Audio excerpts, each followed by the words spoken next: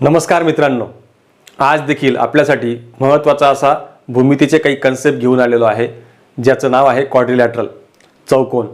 यापूर्वी आपण असंच बेसिकपासून ॲडव्हान्सपर्यंतचा जो आहे तो अभ्यास केलेला आहे. सर्व कन्सेप्ट त्याच्यामध्ये आपण त्रिकोणाचे असतील, बिंदू, प्लेन किंवा लाईनचे असतील, हे सगळे कन्सेप्ट आपण त्या व्हिडिओमध्ये घेतलेले आहेत. जर तो व्हिडिओ बघायचा बाकी असेल तर या व्हिडिओची लिंक जी आहे ती आपल्या डिस्क्रिप्शन बॉक्समध्ये दिलेली आहे, तिथे जाऊन आपण पाहू शकतात. आज आपण सुरू करणार आहोत त्याच प्रकारचं बेसिकपासून ॲडव्हान्सपर्यंत, परंतु एक नवीन फिगर जी आहे क्वाड्रिलॅटरल, चौकोन. या आकृतीचा आपल्याला अभ्यास करायचा आहे. तर चौकोन म्हणजे क्वाड्रिलॅटरल, याला चार बाजू असतात हे आपल्याला माहिती आहे. बघा, चार बाजू आहेत, चार बाजू असतील आणि त्याला शिरोबिंदू चार असतील. बघा, चार बिंदूंमध्ये त्या बाजू ज्या आहेत त्या एकमेकांना हे करतील, म्हणजे अशा बंदिस्त आकृतीला आपण चौकोन असं म्हणतो. चार कोन असतील, हे चार कोन आहेत. बघा, चार कोन या प्रकारचं असेल आणि कर्ण जे आहे त्याला कर्ण आपण जे काढणार आहोत, इथे जरी मराठीमध्ये त्याला कर्ण म्हणतो, जसं त्रिकोणाच्या पण राईट अँगल ट्रायंगलची जी हायपोटेनस तिला पण आपण कर्ण म्हणतो, परंतु इथे याला आपण डायगोनल म्हणणार आहोत आणि त्या ठिकाणी दोन डायगोनल असणार आहेत. अशा प्रकारची जी फिगर आहे तिला आपण चौकोन म्हणतो किंवा क्वाड्रिलॅटरल म्हणतो. चौकोनाचे जे चार कोन आहेत, जसं त्रिकोणाच्या तिन्ही कोणांच्या मापांची बेरीज 180 अंश होती, तशी चौकोनाचे जे चार कोन आहेत त्या चारही कोणांच्या मापांची बेरीज जी आहे ती नेहमी 360 अंश असणार आहे. आता याचे प्रकार आपण बघूयात. चौकोनाचे प्रकार, त्याच्यात जो सामान्य चौकोन आहे जो आता आपण मी काढला आहे, या प्रकारच्या चौकोनाला आपण सामान्य चौकोन म्हणणार, ज्यात आपल्याला त्याचे कुठल्याच प्रॉपर्टीज किंवा काहीच मिळत नाही, जो अतिशय साधारण असा चौकोन आहे. आणि त्यानंतर इथून जे सुरुवातून महत्त्वाचा टॉपिक सुरू होतो तो म्हणजे समांतरभुज चौकोन. आपण जे टाइप्स ऑफ क्वाड्रिलॅटरल घेत आहोत त्यातले आता महत्त्वाचे जे त्याचे टाइप्स आहेत, प्रकार आहेत, त्या सगळ्यांचे गुणधर्म फार महत्त्वाचे आहेत, ते लक्षात घेण्यासारखे आहेत, म्हणून काळजीपूर्वक ऐका. तर बघा, याचे गुणधर्म काय आहेत की हा समांतरभुज चौकोन आहे. याच्या शब्दामध्येच अर्थ लपलेला आहे की समांतरभुज म्हणजे त्याच्या भुजा ज्या आहेत त्या समांतर असतील, म्हणजे त्याची जी ऑपोजिट पेअर आहे त्या समोरासमोरची जी बाजू आहे ती त्या ठिकाणी समांतर असेल. म्हणजे समजा इथे एडी ही बाजू आहे आणि त्याच्या समोरची बाजू आहे BC, ही समांतर असेल. नंतर एबीच्या समोरची बाजू दिसते एमी समांतर असेल CD सोबत. त्यासोबतच याचे कोन जे आहेत ते सुद्धा समान असतात, समोरासमोरील कोन. आता हा समोरचा कोन आहे कोन A आणि कोन C, यांची जी जोडी आहे ती समांतर यांच्या लगतमध्ये तयार होते आहे. तर समोरासमोरचे जे कोन आहेत ही जोडी देखील या ठिकाणी एकरूप असते किंवा समान असते. तसंच इथे पण हा B आणि त्याच्या समोरची जोडी तयार होते ती D, ह्या दोघी कोन जे आहेत ते समान असणार आहेत. शिवाय आणखी एक महत्त्वाची गोष्ट यांच्यामध्ये आहे ती म्हणजे याच्या समोरासमोरील बाजू ज्या आहेत त्या सुद्धा एकरूप असतात. म्हणजे आता समोरची बाजू ही आहे AD आणि BC, म्हणजे AD ही समान असेल BC सोबत आणि याच्या समोरची AB समोरची CD जी आहे ती सुद्धा समान असेल. म्हणजे एवढे त्याच्यामध्ये गुणधर्म आहेत, महत्त्वाचे गुणधर्म आहेत अतिशय, की या समोरची बाजू समांतर असेल आणि एकरूप पण असेल, समोरचे कोन एकरूप असणार आहेत. त्यानंतर आणखी एक महत्त्वाचा याच्यात कन्सेप्ट असा आहे की आता जसं मी म्हटलो की या समोरासमोरील बाजू एकरूप असतील आणि शिवाय ह्या जे लगतचे कोन तयार झालेले आहेत, समजा असा ADAB आहे आणि इकडचा ABC आहे, हे कोन जे दिसत आहेत दोन, ह्या दोघी कोणांच्या मापांची जी बेरीज आहे, म्हणजे हा कोन A आणि हा कोन B यांची बेरीज सुद्धा 180 अंश असणार आहे. म्हणजे लगतचे कोन त्याचे पूरक असणार आहेत, हा त्याचा अर्थ होतोय. म्हणजे हे 180, इकडची ही जोडी झाली, इकडची ही जोडी झाली AD, इकडची ही CD, इकडची BC, या सगळ्या जोड्या ज्या आहेत त्यांच्या दोघांची बेरीज जी आहे ती नेहमी 180 अंश असेल. मी हे पण लिहून देतो म्हणजे जेणेकरून आपल्याला एक अंदाज येईल की हे बाकी दोन जोड्या ज्या आहेत तुम्ही लिहू शकता, समजून जाईल तुम्हाला आता इथे की हे दोघी समांतर ज्या रेषा आहेत त्यात जे लगतचे कोन तयार होत आहेत ते त्याचे आंतर कोन आहेत. दोन समांतर रेषा त्यांच्यामध्ये एक ट्रान्सव्हर्सल, हे मागच्या आपण बेसिकच्या लेक्चरमध्ये पाहिलेलं आहे. त्यानुसार इथे तुम्हाला ती जोडी मिळून जाईल. त्यानंतर आणखी एक गोष्ट आहे की याचे जे कर्ण आहेत, कर्ण परस्परांना दुभागतात. म्हणजे काय, तर हे जे कर्ण आहेत यात हा कर्ण इकडे आणि इकडे दोन समान भाग करतो, हा त्यांचा मिड पॉईंट असणार आहे. त्याचप्रकारे इकडचा देखील हा कर्ण, यांना हा O जो आहे तो दोन भागांमध्ये, समान भागांमध्ये दुभागणार आहे. म्हणजे म्हणून कर्ण एकमेकांना परस्परांना दुभागतात असा त्या ठिकाणी कन्सेप्ट तयार होईल. त्यानंतर याचं क्षेत्रफळ जे आहे याचं क्षेत्रफळ देखील आपण काढू शकतो. त्यासाठी आपल्याला गरज असणार आहे ती उंचीची. मग उंची कुठून येऊ शकते? समजा आपण इकडे अशी एक हाईट टाकली त्याची, तर ही समजा हाईट आहे AM. तर या ठिकाणी त्याची एरिया जो आहे समांतरभुज चौकोनाचा एरिया तो आपण काढू शकतो एका फॉर्म्युल्याने, डायरेक्टली पाया गुणिले उंची या फॉर्म्युल्याने आपण जे आहे त्याची क्षेत्रफळ फाइंड करू शकतो. त्यानंतर आपण आता जसं म्हटलं की या ठिकाणी AB आणि CD समोरासमोरील साईड जे आहेत त्या समजा इक्वल आहेत, त्यांना आपण A लेंथ मानूयात. हा समजा B आहे, हा B आहे. तर आपल्याला जर यांची परिमिती काढायची असेल तर परिमितीचा काय अर्थ होतोय की सगळ्या बाजूंची बेरीज, चौकोनाच्या सगळ्या बाजू जी आहेत त्यांची बेरीज, म्हणजे जिथे A अधिक A अधिक B अधिक B या सगळ्यांची बेरीज होईल, म्हणजेच 2A अधिक 2B होईल, म्हणजेच 2 टाइम्स A प्लस B. म्हणजेच या ठिकाणी त्याच्या ज्या बाजू आहेत त्यांची दुप्पट आणि त्यांची बेरीज केली की तुम्हाला जे आहे ती परिमिती त्याची मिळणार आहे. एवढा कन्सेप्ट हे एका समांतरभुज चौकोनामुळे आपल्याला मिळतो. आणि याच्यानंतर आपण बरेचसे प्रकार समांतरभुज चौकोनाचेच पाहणार आहोत, ज्याच्यामध्ये आयत आहे, चौरस आहे, त्यानंतर आपले जे पण पुढचे प्रकार होतील चौकोनाचे ते सगळे प्रकार आपण त्याच्यामध्ये बघणार आहोत. त्या सगळ्यांमध्ये समांतरभुज चौकोन असणार आहेत, कारण समांतरभुज चौकोन ज्यावेळेला आपण आयत शिकतोय त्याच्यामध्ये समांतरभुज चौकोनचे जे गुणधर्म आहेत ते पण त्याच्यामध्ये लागू होतात. कारण आयत जो आहे त्या आयतामध्ये काय दिसतंय बघा आपल्याला, हा असा समांतरभुज चौकोन आहे की ज्याचा कमीत कमी एक कोन जो आहे तो काटकोन असेल. आता एक कोन म्हटला म्हणजे याचा अर्थ ऑटोमॅटिक बाकीचे उरलेले कोन जे ते काटकोन होतात. कारण याला जर आपण असा केला तर या ठिकाणी काटकोन झाला, म्हणजे हा पण काटकोन होईल, हा पण काटकोन होईल, हा पण काटकोन होईल. म्हणून हा आयत म्हणजे दुसरं तिसरं काही नसून तो पण समांतरभुज चौकोन आहे, परंतु त्याच्यातला एक कोन जरी काटकोन झाला तर तो आयत होतो. म्हणून आता याच्यात काय म्हणता येईल, बाकी सगळे समांतरभुज चौकोनाचे गुणधर्म याला लागू होतात. समांतरभुज चौकोन नाचे सर्व गुणधर्म लागू होतात. मग ते कोणते कोणते गुणधर्म आहेत त्याच्यात? ऑफकोर्स कोणते कोणते गुणधर्म आहेत? त्याचे कर्ण परस्परांना दुभागतात. त्यानंतर त्याचं क्षेत्रफळ जे आहे ते पाया गुणिले उंची ऐवजी इथे ही लांबी आहे आणि ही रुंदी आहे, आपण त्याला लांबी आणि रुंदी म्हणणार त्यावेळेला जर तो रेक्टँगल म्हटला गेल्यानंतर. तर त्यानंतर या ठिकाणी अजून त्यांच्या कोणांची समोरासमोरील कोणांची बेरीज बरोबर तुम्हाला समोर कोण जे ते सारखे मिळतात आणि समोरा कोणांची बेरीज 180 मिळणार आहे. चारही कोणांच्या मापांची बेरीज जी आहे ती 360 मिळणार आहे. बाकीच्या सगळ्या कन्सेप्ट ज्या आहेत त्या आयताला देखील लागू होतात. मग काय आहे इथे वेगळेपणा याच्यात? त्याच्यात जे आहे ते सर्व कोण 90 अंश डिग्रीचे आहेत. ही एक त्याच्यामध्ये वेगळेपणा आहे. दुसरा वेगळेपणा काय असणार आहे? आपण क्षेत्रफळ जे काढणार आहोत त्याचं क्षेत्रफळ काढताना आपण इथे पाया आणि उंची ऐवजी लांबी गुणिले रुंदी या प्रकारे आपण त्या ठिकाणी शब्द टाकू शकतो, लांबी गुणिले रुंदी. त्यानंतर याची परिमिती जी आहे ती काय असणार आहे? सेम. परिमिती काढताना फक्त आपण या ठिकाणी नोटिफिकेशन वेगवेगळं वापरतो आहोत. युज्युअल नोटेशन या ठिकाणी AB वापरला, इथे तुम्हाला L आणि B वापरायला लागणार. याच्याने तुमची परिमिती निघून जाणार आहे. कर्ण दुभागणार आहेत हे पण या ठिकाणी लागू होत आहे. कर्ण दुभागतील हेही आहे. समोरासमोरील बाजू जे आहेत त्या इक्वल असतील हेही आहे. त्यानंतर अजून एक महत्त्वाचा कन्सेप्ट इथे तयार होतो, कारण हा काटकोन त्रिकोण तयार होतोय बघा या कर्णामुळे, म्हणजे हा हायपोटेनिस त्याचा होऊन जाईल. जर ही L आहे ही B आहे तर याची माप आपण काढू शकतो.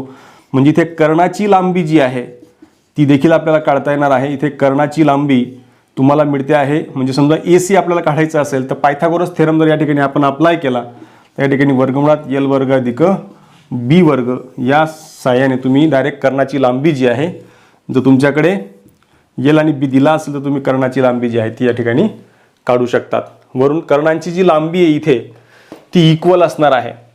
हे या बाबतीमध्ये नाही, परंतु या बाबतीत आपण म्हणू शकतो की कर्णांच्या लांबी ज्या आहेत त्या समान आहेत. म्हणजेच कर्णांची लांबी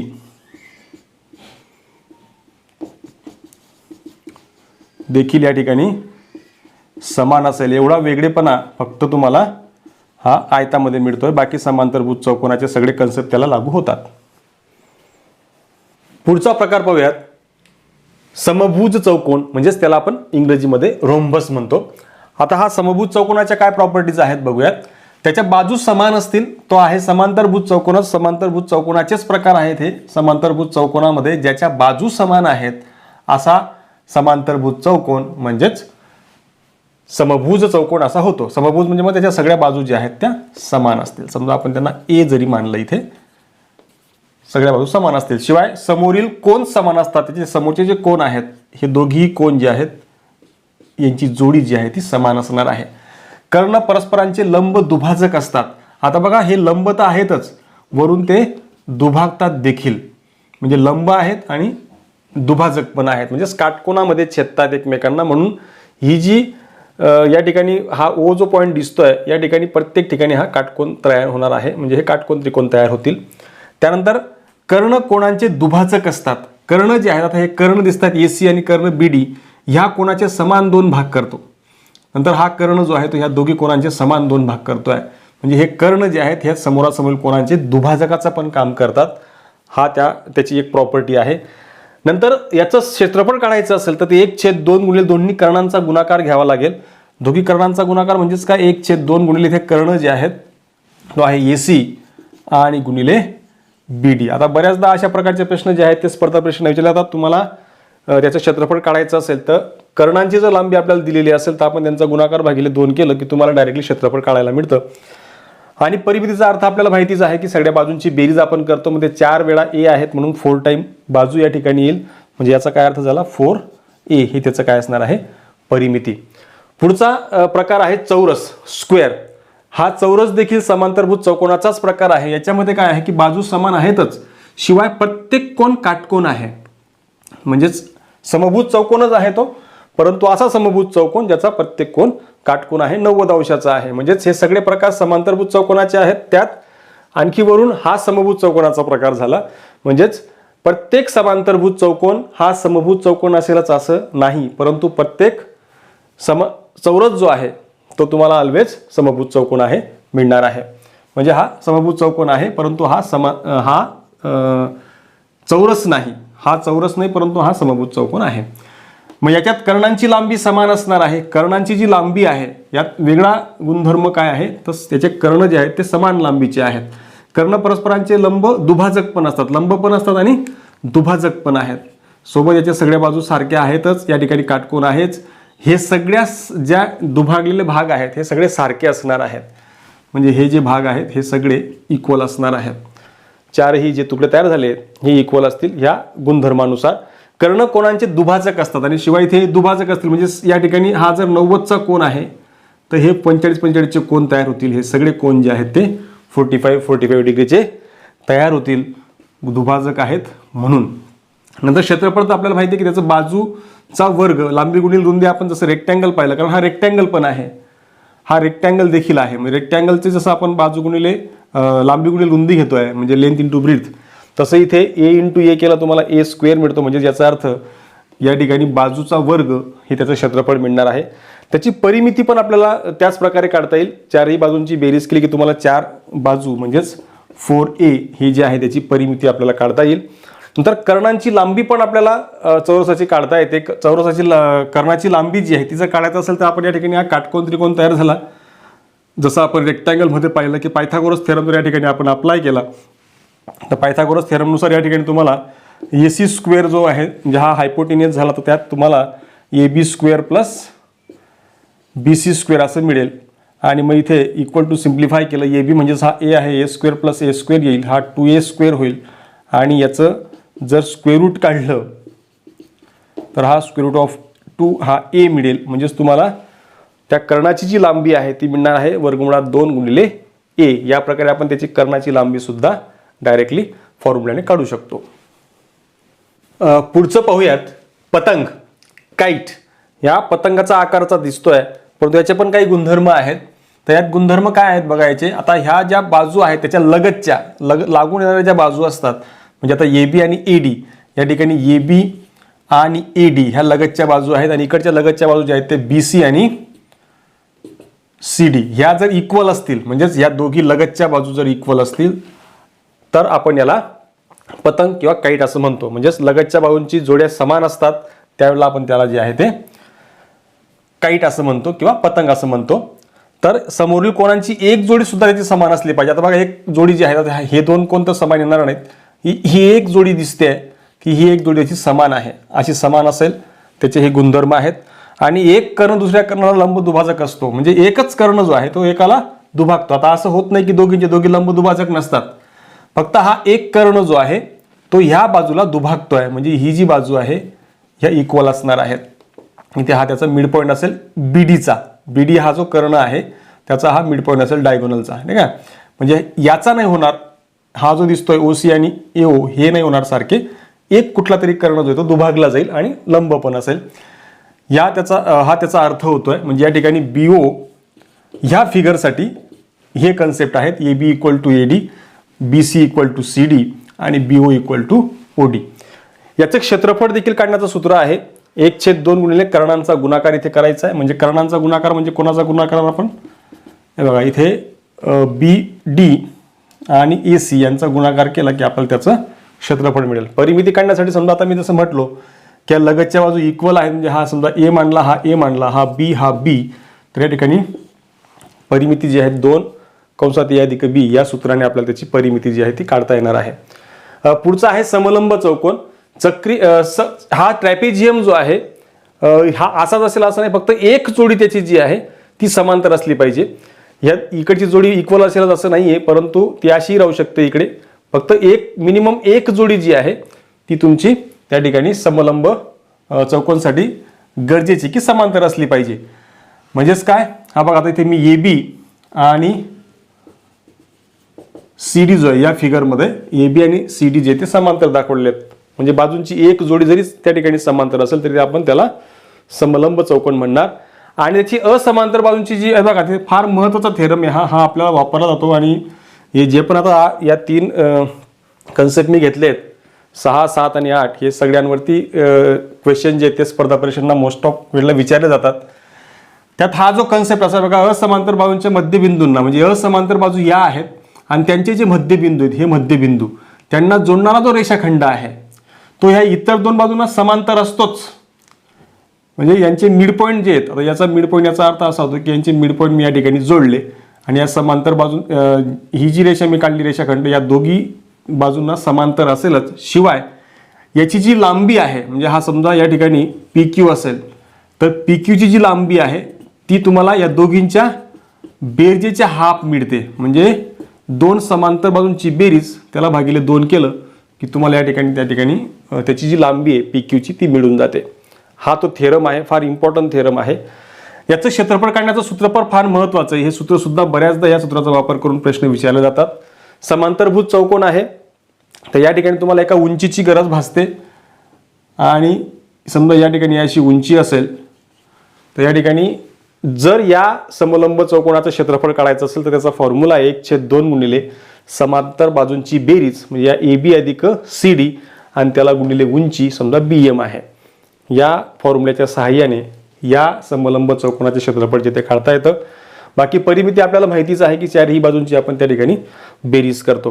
पुढचा पण अतिशय महत्त्वाचा कन्सेप्ट आहे तो म्हणजे चक्रीय चौकोन. चक्रीय चौकोनाचा मिनिंग काय होतोय की हा जो मी चौकोन काढलाय या चौकोनाच्या प्रत्येक व्हर्टेक्समधून जर सर्कल जात असेल तर याला म्हणतात चक्रीय चौकोन. हा आपण सर्कलमध्ये आणखी डीपमध्ये शिकणार आहोतच. तर इथे याच्यातनं जर सर्कल गेलं तर याला चक्रीय चौकोन म्हणतात. मग त्याला ओळखायचा कसा की तो चक्रीय चौकोन आहे की त्याच्या प्रत्येक व्हर्टेक्समधून सर्कल जाईल हे ओळखण्याकरता काय करायचं असतं की समोरच्या ज्या 2 कोन आहेत त्यांची बेरीज जर 180 अंश येत असेल तर याला आपण चक्रीय चौकोन असं म्हणू शकतो. कुठल्याही एका जोडीला जरी आपण चेक केलं तरी उरलेली जोडी जी येते 180ची येतेच, कारण सगळ्या कोणांच्या मापांची बेरीज 360 अंश असते. म्हणून चक्रीय चौकोन असो किंवा समलंब चौकोन किंवा पतंग या सगळ्यांवरती क्वेश्चन जे ते विचारले जातात. या प्रकारे आपले जवळजवळ या ठिकाणी मागील व्हिडिओ आणि हा व्हिडिओ पकडून 8 ते 10 मार्क जे आहेत आपले ते फिक्स होतात. महा TET मध्ये इतर स्पर्धा परीक्षांमध्ये सुद्धा याच्या बाबतीमध्ये विचारलं जातं.